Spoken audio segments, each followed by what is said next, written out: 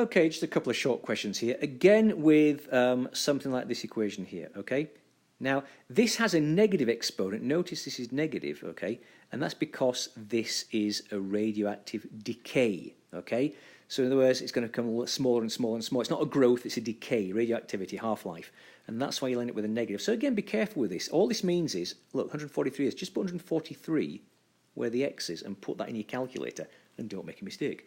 Right, question 20. Again, this is nice. So when x is 0 and x is 2. So again, this is, again, bacterial growth. So obviously it's going to be increasing. Find how much bacteria at the start and after day 2. Now, if you think about it, anything at the start, okay, when you start something, it's always going to be the original starting amount.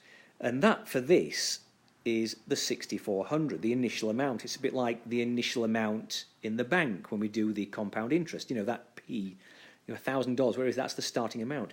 And the reason is, think about this, 6,400 times 4 to the power 0, okay, when x is 0, think about it, again, that's 1, all right? So 1 times anything is itself. So this number here is always the starting amount. Then when x is 2, of course, again, just put 2 there, so 6,400 times, well, 4 squared, 4 to the power 2 is 16. Just put in the calculator, so that's going to be a heck of a lot, of course, bacterial growth. Okay, so again, this is just putting numbers into a calculator, not a big deal.